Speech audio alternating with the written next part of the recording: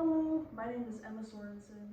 I'm here with Carson Rios and Harold Saunders to talk about system communication and human-machine interface challenges when it comes to using agricultural technology.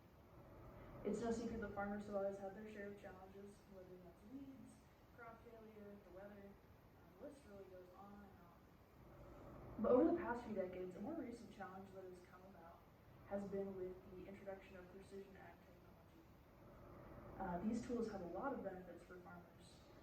Things like GPS auto steer guidance, yield monitors, sensors, field mapping software, and many more have really helped farmers to get more accurate data, make better management decisions, reduce their margin of error, and ultimately take a lot of the guesswork out of the field work that they do. But when it actually comes down to integrating these new technologies into older systems and helping people learn how to use these correctly, there are definitely a lot of communication difficulties. And so if you've been struggling with any of these issues, our goal today is for you to leave feeling encouraged and with some simple solutions to go home and apply. Our first issue is human-machine interface. Something that happens is the incompetence, people not understanding how to run the machinery correctly. Some safety hazards with older systems that have outdated controls and displays. People not having the proper training for new individuals, so they just don't know how to run it. And it can be a high cognitive load and decision making for new operators. Yep, and then the second issue that we found is system communications. Usually that's found with outdated equipment, old, it's just been through the war, and then overly expensive new equipment. So it's really hard for people to even find the time to even replace their old stuff. And poor integration of new technologies and systems with older equipment. So when they do get the new stuff, it doesn't really mesh with the old stuff because that was outdated like 30 years ago and it just doesn't work together. It's a whole mess. And then how these both affect each other is if you don't set them up properly or if you use them incorrectly, it's really easy to just break. I mean, an idiot will always break something. Let's just leave it at that. Old technology is outdated, not user-friendly. If you weren't around 30 years ago and you were still in your diapers, you're not going to know how to use it, especially if nobody's going to take the time to teach you. Lack of people that know the systems. The people who knew the systems are retired. They no longer are there to call in and just be there for you. Lack of available parts. We all know this. We go to the parts store, we try and find something. Oh no, that's been discontinued for the last 10 years. Well, great, I needed that part. Lowers productivity and causes of inaccurate data. If it's outdated, we've come so far in like just the last 5 years even. Stuff that is old just doesn't track like it used to.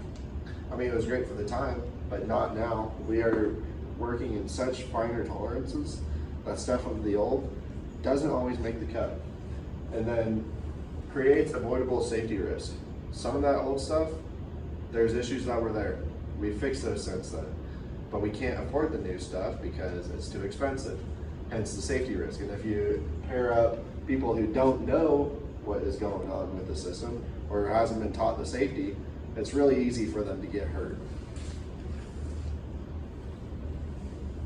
Some potential solutions for the machine interface is training for new workers to prevent those accidents. So one, they try and avoid that and know what that looks like.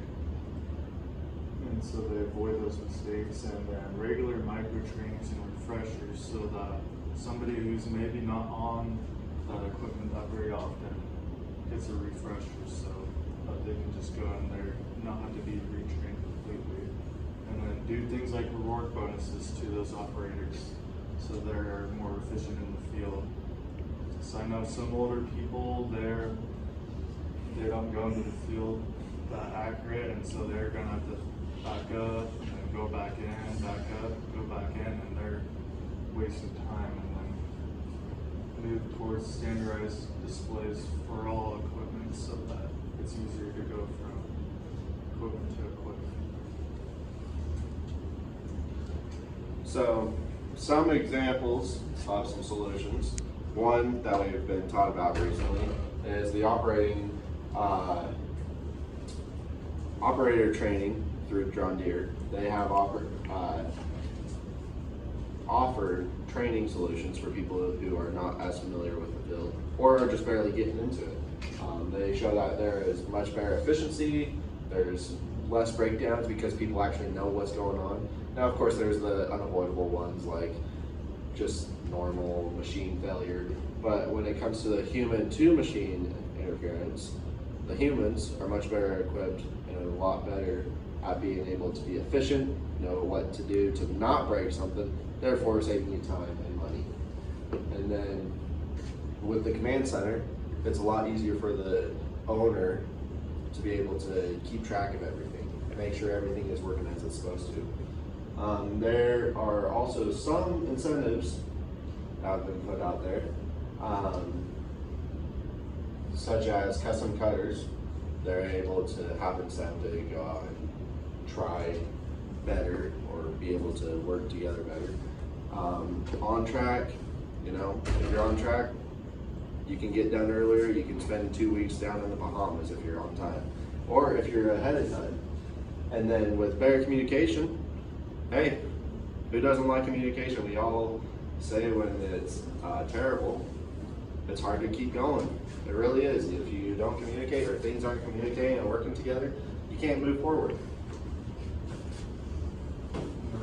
Potential solutions for this is just get it, your equipment set up by somebody professional, somebody who's not gonna put in the wrong information and then you're off the wrong direction or overlap big time. And then if it makes sense for you financially, get a receiver that communicates between all systems or start saving towards that receiver so that you start seeing those efficiency increases, and then make sure you have backup data so that you can have it stored somewhere else for future use. Alright, and some of the examples that we have found, or one that we have found that is the most promising, is through the Iowa State Precision Ag Lab. They have tried evaluating like all the different major brands like John Deere, Case, Cat, Fendt, Massey Ferguson, all of them, and they've tried to figure out what works together better.